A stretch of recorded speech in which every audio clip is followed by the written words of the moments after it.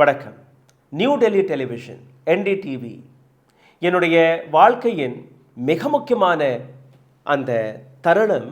இந்த அமைப்பில் வேலை பார்க்கும்போது ராதிகா ராய், பிரணப் ராய் என்னுடைய பாஸஸ், ரவீஷ்குமார், பர்காதத், சௌரப், நான், எங்கள் போன்ற எத்தனையோ பத்திரிகையாளர்கள் எங்களுடைய கம்ஃபர்டபுளான ஒரு பத்திரிகை நிறுவனம் இந்த நிறுவனமாக தான் இருந்திருக்க முடியும். எந்த விதமான கட்டுப்பாடும் கிடையாது, எந்த விதமான கேள்வி கேட்பாடும் கிடையாது. நேர்மையான முறையில் எங்களுக்கு அந்த சுதந்திரம் கிடைத்தது. அண்ணா ஹசாரே போராட்டத்தின் போது 2013ஆம் ஆண்டு தைரியமாக காங்கிரஸ் அரசாங்கத்துக்கு எதிராக தட்டி கேட்ட ஒரே நிறுவனம் நாங்களாக தான் இருந்தோம். அதுக்கப்புறம் பிஜேபி வந்தது. பிஜேபியும் தட்டி கேட்கக்கூடிய வேலையை பார்த்தோம். நரேந்திர மோடி குஜராத் கலவரத்தின் போது ஒரு விஷயத்தை நீங்கள் மாற்றியிருந்தீர்களா, அது எதுவாக இருக்கும் என்று ஒரு கேள்வி கேட்டார்கள். அதற்கு நரேந்திர மோடி கொடுத்த பதில், அந்த காலகட்டத்தில் ஒரு தவறை நான் செய்துவிட்டேன், மீடியாவை கண்ட்ரோல் செய்ய முடியவில்லை, அந்த தவறை நான் திருப்பி செய்ய மாட்டேன். அதுக்கப்புறம் என்ன, 2014ஆம் ஆண்டுக்கு பின்பு ஒட்டுமொத்த மீடியா தலைகீழ கவர்ந்தது. கோதி மீடியா உருவானது. அந்த கோதி மீடியா என்கிற வார்த்தையை கொடுத்த நபர்களும் இதே NDTVயில் வேலை பார்த்த நபர் ரவீஷ்குமார், என்னுடைய மிக நெருக்கமான நண்பர். ரவீஷாக இருக்கட்டும், நானாக இருக்கிறேன், பர்காதத், சௌரப், இது போன்ற ஏராளமான பத்திரிகையாளர்கள் இன்னைக்கு தனித்தனியாக இண்டிபெண்டன்ட் ஜேர்னலிஸ்ட்களாக நாங்கள் இயங்கிக் கொண்டிருக்கிறோம். அந்த குரல் இன்னைக்கும் வெவ்வேறு குரலாக ஒலித்து கொண்டிருக்கிறது. ஆனால் NDTVயை இந்த அளவில் முடக்கினார்கள். CBIயை வைத்து, என்ஃபோர்ஸ்மெண்ட் டைரக்டரேட்டை வைத்து, இன்கம் டேக்ஸை வைத்து, ராதிகா ராய், பிரணப் ராய் இவர்கள் மீது FIRகள் போடப்பட்டது. சதிகாரர்கள், ஊழல் செய்திருக்கிறார்கள். ஒரு இன்வெஸ்ட்மெண்ட் கம்பெனி, அந்த இன்வெஸ்ட்மெண்ட் கம்பெனியிடமிருந்து NDTVக்காக, ஏன்னா அந்த காலகட்டத்தில் நீங்கள் பார்த்தீர்கள், முக்கியமாக 2014ஆம் ஆண்டுக்கு பின்பு அரசாங்கத்தின் எந்த விதமான அட்வர்டைஸ்மெண்ட்டும் எங்களுக்கு வருவதில்லை. நரேந்திர மோடிக்கு நெருக்கமாக இருக்கக்கூடிய எந்த கம்பெனியோடைய அட்வர்டைஸ்மெண்ட்டும் எங்களுக்கு வருவதில்லை. இவ்வளோ பெரிய அமைப்பு எப்படி நீங்கள் நடத்த முடியும்? தொடர்ந்து நாங்களும் டொனேஷனை கேட்டுக்கொண்டிருக்கிறோம் இல்லையா? அதே போன்று அங்கேயும் நாங்கள் செய்தோம். ஏன்னா ஒரு மிகப்பெரிய ஆர்கனைசேஷனை நேர்மையான முறையில் நடத்துவதற்கு அதற்கு ஒரு நிதி தேவைப்படும். நிதி அங்கே கிடையாது. முயற்சி எடுத்து பார்த்தோம், கிடையாது. கடன் வாங்கினார்கள். அந்த கடன் வாங்கின கம்பெனியை, அடானியை வைத்து அந்த கம்பெனியை வாங்கி நேர்வழியில் NDTVயை கைப்பற்ற முடியவில்லை என்று நரேந்திர மோடி கையில் இருக்கக்கூடிய இன்ஸ்டிடியூஷன்ஸ்கள், கான்ஸ்டிடியூஷன் இன்ஸ்டிடியூஷன்ஸ்கள், ED, CBI, ITயை வைத்து வழக்குகளை போட்டு அந்த கம்பெனியுடன் சேர்த்து NDTVயும் அடானி கையில் ஷிஃப்ட் ஆகிவிட்டது. NDTVயுடைய உரிமையாளர்கள் யார்? இந்த வழக்கு நேற்று டெல்லி ஹைகோர்ட்டிற்கு போயிருக்கிறது. டெல்லி ஹைகோர்ட் என்ன கூறியது? இந்த வழக்கு வழியாக உண்மையிலே நீங்கள் பார்த்தீர்கள், ராதிகா ராய் அண்ட் பிரணாய் ராய் தானே இதற்கான முதலாளிகள். எப்படி இது போனது? அதற்குள்ள இதே CBI, என்ஃபோர்ஸ்மெண்ட் டைரக்டரேட், இல்லை அந்த வழக்கே கிடையாது, அந்த வழக்கை ரத்து செய்து விடுங்கள், அந்த வழக்கை நாங்கள் வாபஸ் பெற்றுக்கொள்வோம். அதாவது ஒரு கம்பெனியை அழித்து, ஒரு மீடியா ஹவுஸை அழித்து, இப்போ அந்த மீடியா ஹவுஸ் மோடியுடைய நண்பரான அடானி கையில் போய்விட்டது. அடானி கையில் ஒரு மீடியா ஹவுஸ் போனதனால் இன்னைக்கு அந்த FIRே தேவையில்லை. எந்த FIRஐ வைத்து NDTVயை அடானி வாங்கினாரோ அதே FIR இப்போ NDTVயை மறுபடியும் ராதிகா ராய் அண்ட் பிரணவ் ராய் கையில் கொடுக்கக்கூடிய அந்த வேலையை பார்க்கும் என்று அந்த FIR இனி தேவையில்லை. புரியவில்லை இல்லையா? நான் உங்களுக்கு இந்த குரோனாலஜியை எடுத்து காட்டுகிறேன். இந்த வீடியோவை பார்த்து கொண்டிருக்கும் போதே ஹாய், ஹலோ, வணக்கம், உங்களுடைய கேள்விகள், கருத்துக்களை கீழே கமெண்ட் பாக்ஸில் எழுதிவிடுங்கள். இந்த வீடியோவை பல நபர்களுக்கு பகிர்வதற்காக லைக், ஷேர், சப்ஸ்கிரைப் பட்டனை தட்டிவிடுங்கள். பொருளாதார ரீதியாக எங்களை சப்போர்ட் செய்ய நினைக்கக்கூடிய நபர்கள் அருகில் இருக்கக்கூடிய QR கோடை ஸ்கேன் செய்து உங்களால் முடிந்த உதவியை தெரிவிக்கலாம். உடல் வலிமையை உறுதி செய்யும் சிலாஜித், கவனத்தை மேம்படுத்தும் அஸ்வகந்தா மற்றும் உயிர் சக்தியை பெருக செய்யும் சஃபேடு முஸ்லி போன்ற இமயமலையின் உணவுப் பொருட்களை கொண்டு வந்து மிஸ்டர் பர்ஃபெக்ட் உருவாக்கப்பட்டுள்ளது. உங்கள் முழு குடும்பத்தின் ஆரோக்கியத்தை மா நேச்சுரல்ஸ் மூலம் உறுதி செய்திருங்கள். 100% இயற்கையான மூலிகைப் பொருட்கள் மூலம் உருவாக்கப்பட்ட மிஸ்டர் பர்ஃபெக்ட் மற்றும் மிஸ் பர்ஃபெக்ட் தலைமுறையாக குடும்பங்களின் உடல் வலிமை, மன வலிமை மற்றும் மகிழ்ச்சியை பெருக செய்கிறது. உங்கள் மகிழ்ச்சியான பயணத்தை துவங்க www.mannaturals.com என்ற இணையதளத்தை பார்வையிடவும் அல்லது வாட்ஸ்அப் எண்ணிலும் தொடர்பு கொள்ளலாம்.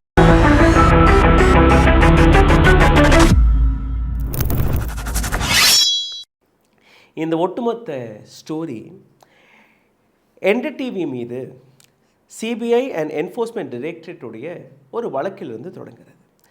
என்டிடிவியுடைய promoters Prannoy and Radhika Roy, both are husband and wife. இவர்கள் மீது பல வழக்குகள், இந்த மாதிரி ஊழல் செய்து விட்டார்கள், டிரான்ஸ்பரண்டாக பண பட்டுவாரெல்லாம் தெரியவில்லை, எந்த விதமான அதுவும் கிடையாது. பல ரேடுகள் போடப்பட்டது. அந்த ஆதாரங்களை வைத்து ஒரு கம்பெனி, அந்த கம்பெனியை தீபாவளியாக்கி யார் அந்த கம்பெனிக்கு ப்ரமோட் செய்தார்களோ ப்ரமோட்டர்ஸ்கள், எங்களுடைய பணம் முழுகி போகும், அதை பயந்து ஒரு ஸ்டோரியை ஒரு சித்தரித்து அடானி அந்த கம்பெனியை போய் வாங்குறாரு. எந்த கம்பெனி? என்டிடிவியே கிடையாது. என்டிடிவியை ப்ரமோட் செய்த இன்னொரு கம்பெனி ஆர்ஆர்பிஆர் ஹோல்டிங்ஸ் என்கிற அந்த கம்பெனி. ஆர்ஆர்பிஆர் ஹோல்டிங்ஸ் என்கிற கம்பெனி தான் என்டிடிவி, அதாவது பிரணவ் அண்ட் ராதிகா ராய்க்கு கடன் கொடுத்த அந்த கம்பெனி. நடத்த விட்டிருந்தால் நிச்சயமாக அவர்களுடைய பணம் போயிருக்கும், திருப்பி கொடுத்திருப்பார்கள். ஷேர்ஸ் அவர்கள் கையில் இருந்தது, அந்த ஷேர்ஸை டைலூட் செய்து அவர்கள் வாங்கியிருப்பார்கள். இந்த இடத்துல அடானி அந்த ஷேர்ஸ்களை வாங்கி இப்போ திடீர் என்று என்டிடிவியோடைய புதிய பாஸ். இவர் புதிய பாஸாக மாறி அடுத்த நிமிடமே என்ன நடந்தது? ராதிகா ராய், பிரணவ் ராய், ரவீஷ் குமார், இது போன்ற ஏராளமான பத்திரிகையாளர்கள் வெளியேறினார்கள். எங்களை போன்ற ஏராளமான பத்திரிகையாளர்கள், இதே என்டிடிவியிலிருந்து வெளிவந்த பத்திரிகையாளர்கள், இன்றைக்கி வெவ்வேறு இடங்களிலிருந்து பேசக்கூடிய பத்திரிகையாளர்கள், உதாரணத்திற்கு ராஜ்தீப் சர்தேசாய், நிதி ராஜ்தான், ஸ்ரீனிவாசன் ஜெயின், வினோத் துவா மறைந்து விட்டார், விக்ரம் சந்திரா, சுரேந்திர சௌத்ரி, பங்கஜ், நிதி குல்பதி, மௌரியா ஷக்கீல், சுமித் அவஸ்தி. இந்தியாவில் ஆங்கிலம் மற்றும் ஹிந்தி பத்திரிகை துறையில் கொடிகட்டி பறந்த இந்த பத்திரிகை, நான் 2014ஆம் ஆண்டே வெளிவந்துட்டேன். என்னுடைய காரணங்கள் வேறு. ஏன்னா I didn't wanted to commercialise myself. 2014ஆம் ஆண்டு வரை என்டிடிவியில் இருந்தேன். அதுக்கப்புறமும் நீங்கள் பார்த்தீர்கள்னா 2016ஆம் ஆண்டு, 17ஆம் ஆண்டு ரூஸ்டர் நியூஸை தொடங்கியதற்கு பின்பு கூட தமிழ்நாட்டுடைய காரஸ்பாண்டாக நான் வேலை பார்த்தேன். தமிழ்நாட்டிலிருந்து போகக்கூடிய பல செய்திகளை நான் இங்கேருந்து தொகுப்பு கொடுத்து கொண்டிருந்தேன். ஆங்கராக இருந்தேன், கிரவுண்ட் ரிப்போர்ட்டராக இருந்தேன். இது எல்லாமே நான் என்டிடிவியில் செய்தேன். சதர்ன் இந்தியாவுடைய ஒரு அங்கமாக நான் இவர்களுக்காக வேலை பார்த்து கொண்டிருந்தேன். இந்த ஒட்டுமொத்த இஷ்யூவில் நீங்கள் பார்த்தீர்கள்னா அது கோர் இஷ்யூ என்னவாக இருந்தது? எந்த அளவில் ஒரு அரசாங்கத்தின் ஏஜென்சிகள் ஒரு மணி பவரை, லாவை கையில் எடுத்து ஒரு மிகப்பெரிய ஏஜென்சியை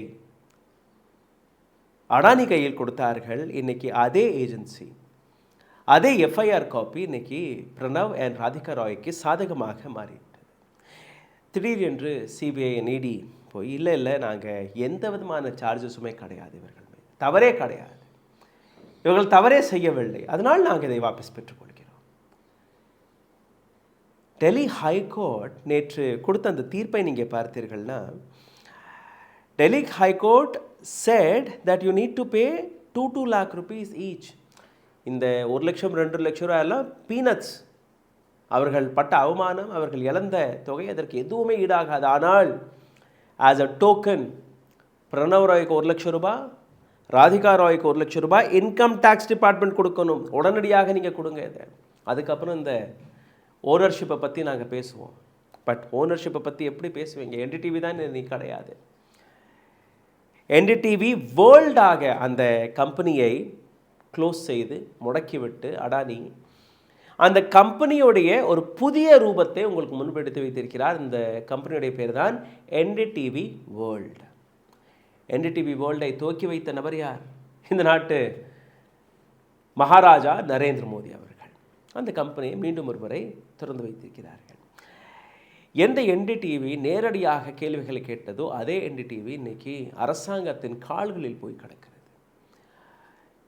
இந்த நாட்டு ஒரு தன்னா சேட் கையில் போய் சிக்கி சின்ன பின்னமாகிய இந்த கம்பெனி 2016 ஆண்டு மார்ச் மாதத்திலிருந்து கோர்ட் கேசஸில் அலைந்து கொண்டிருக்கிறது. இன்னைக்கு அதே court division bench justice Dinesh Mehta மற்றும் ஜஸ்டிஸ் வினோத் குமார் கொடுத்த அந்த ரிப்போர்ட்டை நீங்கள் பார்த்தீர்கள், அந்த ஸ்டேட்மெண்ட்டை நீங்கள் பார்த்தீர்கள்னா, income tax department should issue 1 lakh rupees each as a token immediately. And not only this, there was a time where Roy couple faced money laundering case, and today the very same case has been closed. எந்த விதமான கேசஸ்கள், வழக்குகள், சார்ஜஸ்களை நீங்கள் போட்டீர்களோ அனைத்தையுமே squash செய்திருக்கிறது Delhi high court. Just imagine எந்த அளவில் இந்த சதி வேலை நடந்திருக்கிறது என்று. கிருஷ்ணகாந்த் ஒரு யூசர் இதை பற்றி சோஷியல் மீடியாவில் எழுதியிருக்கிறார். Raid, ED, CBI cases, a lot drama happened. A lot allegations were made. ED, CBI, ஐடியோட ரேட்ஸ்கள் போட்டது, ஏராளமான ட்ராமாக்கள் இவர்கள் செய்தார்கள். A lot of pressure applied. A trick was played. ஒரு ட்ரிக், ஒரு சதி வேலை இவர்கள் பார்த்தார்கள். Ultimately, NDTV got trapped in the web and it went to Adani. ஒரு சதியில், ஒரு சதி திட்டத்தில் NDTV சிக்கி இன்னைக்கு அடானி கையில் போய்விட்டது. அதே Delhi high court ஸ்குவாஷ்ட் income tax notice against NDTV owner, the promoter Pranav Roy and Radhika Roy, and imposed the fine of 2 lakh rupees. Just 2 lakh rupees.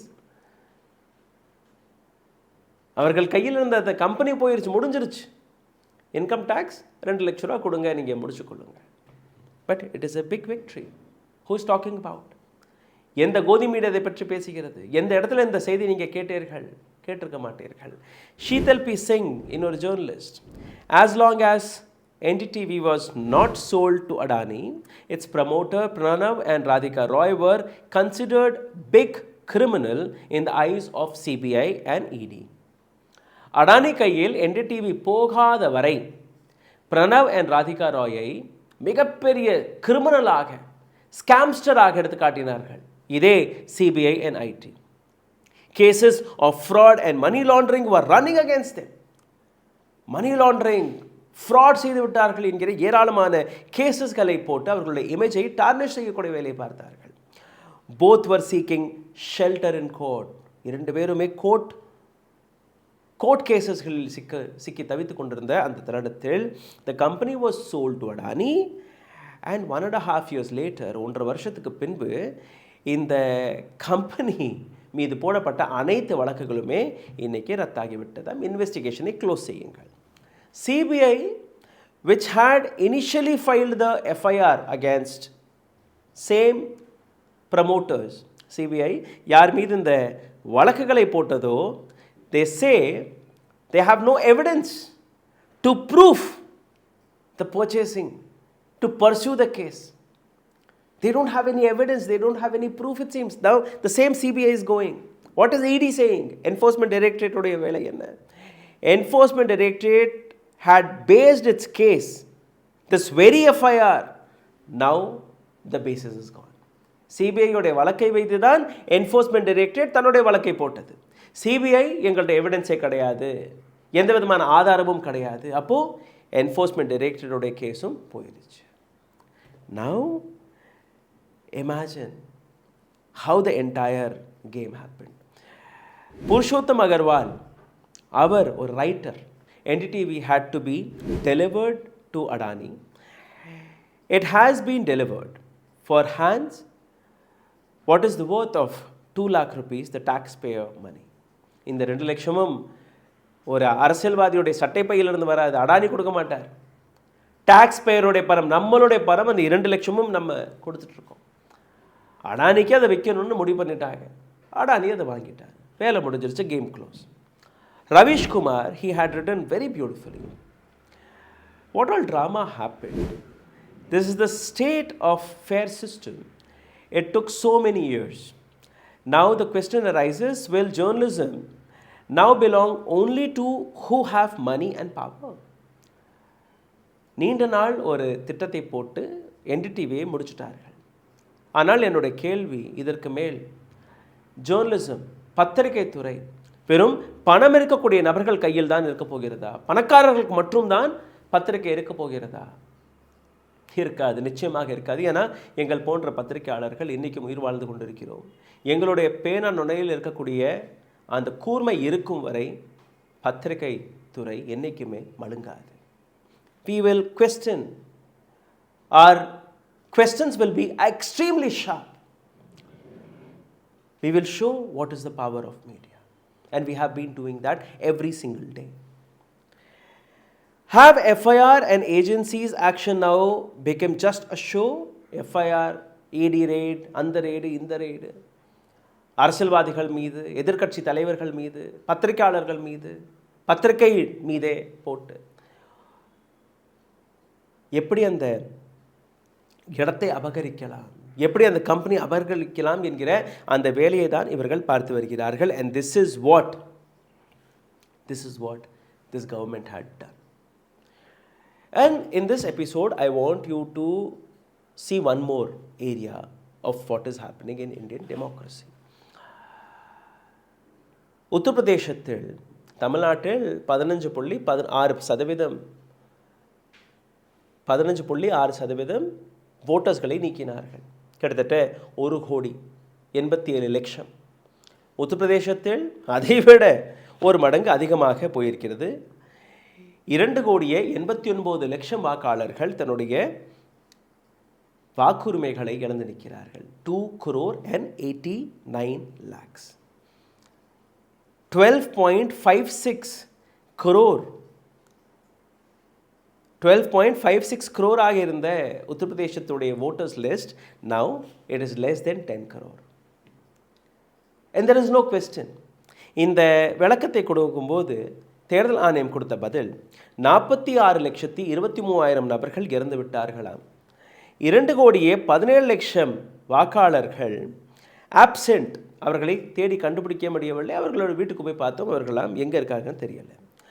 25,47,000 வாக்காளர்கள் டூப்ளிகேட் வாக்காளர்களாக இருந்தார்களாம். ஆக மொத்தம் 2,89,00,000 வாக்காளர்கள், அவர்களுடைய அங்க அடையாளம் எதுவுமே கிடையாது. எங்கே இருக்கிறார்கள் தெரியவில்லை. ஃபார்ம்ஸ்களை நிரப்பவில்லையா? they have not filled the form, it seems. எப்படி தமிழ்நாட்டில் 97,00,000 வாக்காளர்கள் ஃபார்ம் நிரப்பவில்லை என்று கூறினார்களோ, அதே போன்று இங்கே இப்போ அடுத்து என்ன சொல்லுவார்கள், நீங்கள் ஃபார்ம் 6 நிரப்பலாம், ஃபார்ம் 6 வழியாக உங்களுடைய பெயர்களை சேர்க்கலாம். எத்தனை பேர், how many people can go and fill that form 6? இந்த 2 மாநிலங்களையும் நீங்கள் பார்த்தீர்கள், கிட்டத்தட்ட 4 கோடி. just in 2 states, Tamil Nadu and Uttar Pradesh. இப்போ நீங்கள் சொல்லலாம், உத்தரப்பிரதேசத்தில் பிஜேபி அரசாங்கம் தானே சார், அங்கேயே போய் நடந்திருக்கே. சாரி, இதற்கு மேல் இந்தியா முழுவதும் எங்கே தேர்தல் நடந்தாலும் ஒன்று அந்த தேர்தலே நடக்கக்கூடாது. அப்படி நடந்தால் எதிர்க்கட்சிகளுக்கு வாக்குகள் போகக்கூடாது. உத்தரப்பிரதேசத்தில் தான் மைனாரிட்டிகள் அதிகமாக இருக்கிறார்கள் இந்தியா முழுவதும். முக்கியமாக இஸ்லாமியர்களுடைய பாப்புலேஷன் ஒரு மிகப்பெரிய அளவில் அங்கே இருக்குது. மைனாரிட்டிகள் இஸ்லாமியர்களுடைய அந்த ஓட்டுகளை பறித்து அழித்து இன்றைக்கி பிஜேபி தன்னுடைய ஓட் பேங்கை உறுதி செய்யக்கூடிய வேலையை எஸ்ஐஆர் வழியாக பார்க்கிறது. லக்னோவில் 30% வாக்காளர்கள் தன்னுடைய உரிமைகளை இழந்திருக்கிறார்கள். காசியாபாத்தில் 28.83%, கான்பூரில் 25%, பிரயாக்ராஜில் 24%, கிட்டத்தட்ட 25% அங்கேயும். சஹாரன்பூரில் 1,16,000 வாக்காளர்கள். இதே போன்று நீங்கள் பார்த்தீர்கள்ல, ஒவ்வொரு இடத்திலும் இதே கேம் பிளான், இதே திட்டம் தான். இப்போ தமிழ்நாட்டில் அந்த 97 லட்சம் வாக்காளர்களிலிருந்து 13 லட்சம் வாக்காளர்கள் சேர்க்கப்பட்டதாக ஒரு தகவல் கொடுத்திருக்கிறார். Just 13 lakhs. அதில் உயிரிழந்த நபர்கள் அதெல்லாம் நீங்கள் தட்டி விடுங்க, பரவாயில்லை. தமிழ்நாட்டை விட்டு வெளி மாநிலங்களுக்கு போன நபர்களாக இருக்கட்டும், பரவாயில்லை. அதெல்லாம் கூட்டி கழித்து பார்த்தீர்கள்னா கூட just 13 lakhs. Is this what the number you are saying? இது போன்ற தகவல்களை, இது போன்ற கேள்விகளை நாங்கள் கேட்டுக்கொண்டிருந்தோம் என்டிடிவி போன்ற ஒரு மெயின் ஸ்ட்ரீம் மீடியா வழியாக. இன்றைக்கும் ரவீஷ்குமார் அவர் தனியாக பேசிக்கொண்டிருக்கிறார், நான் தனியாக பேசிக்கொண்டிருக்கிறேன், சௌரப் தனியாக பேசிக்கொண்டிருக்கிறார், பர்காதத் தனியாக பேசிக்கொண்டிருக்கிறார். என்டிடிவியிலிருந்து வெளிவந்து ஏராளமான நபர்கள் தனித்தனியாக, ஏன்னா எங்களுடைய ஒரு நெட்வொர்க் இன்றைக்கும், எங்களுடைய அந்த ஃப்ரெண்ட்ஷிப் இன்றைக்கும் அப்படியே இருக்குது. ஒருத்தருக்கு ஒருத்தர் நாங்கள் இன்றைக்கும் உதவி கொண்டு இருக்கிறோம். ஆனால் எங்களுடைய அந்த பவர் முடிஞ்சிருச்சு. ஒரு ஷோ டெலிகாஸ்ட் பண்ணுன்னா கோடிக்கணக்கான நபர்கள் அந்த அரை மணி நேரத்தில் எங்களை பார்ப்பதை தாண்டி இன்றைக்கி 10,000, 20,000, 30,000, 1 லட்சம். ரவீஷ் எல்லாம் பேசினார்னா அது 1 மில்லியனில் போகுது. ஏன்னா அது ஹிந்தி ஆடியன்ஸ். நான் தமிழில் பேசிகிட்டு இருக்கேன். தமிழ்லையும் லட்சக்கணக்கில் போகக்கூடிய சான்ஸ் இருக்கிறது. ஆனால் மக்களுக்கு அந்த மசாலா தேவை. ரீல்ஸ் பார்க்கக்கூடிய அந்த மோகத்தில் இருக்கிறார்கள். இந்த நாட்டு ஜனநாயகத்தை காப்பாற்ற நினைக்கக்கூடிய நபர்கள் தயவு செய்து இப்போவாவது இது போன்ற சேனல்களை சீரியஸாக எடுத்துக்கொள்ளுங்கள். காலையிலேருந்து இரவு வரை நாங்கள் எழுதி ரிசர்ச் செய்து உங்களுக்காக ஒரு வீடியோவை அரை மணி நேரத்தில் கொண்டுட்டு வர்றதுக்கு பின்னாடி, ஒவ்வொரு வீடியோக்கு பின்னாடியும் கிட்டத்தட்ட ஒரு 10-12 மணி நேரம் உழைப்பு இருக்குது. நான் உங்களுக்கு முன்னாடி வந்து பேசுகிறது மட்டும் பார்க்காதீர்கள். Research team, editing team, camera, இது போன்ற ஏராளமான விஷயங்கள் இருக்குது. அதுக்கப்புறம் தான் உங்களுக்கு அந்த 30 நொடிகள். இதில் ஏராளமானவர்கள் கீழே கமெண்ட்லையும் எழுதுகிறீர்கள், 30 நிமிஷம்லாம் எங்களை கேட்க முடியாது சார், ரொம்ப லென்த்தியான வீடியோ. இது போன்ற வீடியோக்களை 30 செகண்ட்ஸில் எங்களால் காட்ட முடியாது. Sorry sir. To get a correct news, to get a good news, you have to be patient. You have to listen to it.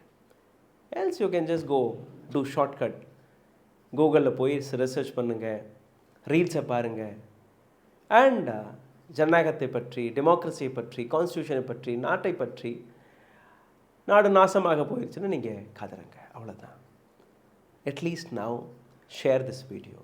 Like, share, comment button கீழே இருக்குது, தட்டுங்க, ஷேர் செய்யுங்க. இந்த வீடியோவை பார்த்து கொண்டிருக்கும் போதே ஹாய், ஹலோ, வணக்கம், உங்களுடைய கேள்விகள், கருத்துக்களை கீழே கமெண்ட் பாக்ஸில் எழுதுங்கள். எங்களை சப்போர்ட் செய்ய நினைக்கக்கூடிய நபர்கள் அருகில் இருக்கக்கூடிய QR கோடை ஸ்கேன் செய்து உங்களால் முடிந்த உதவியை தெரிவிக்கலாம். நன்றி, வணக்கம்.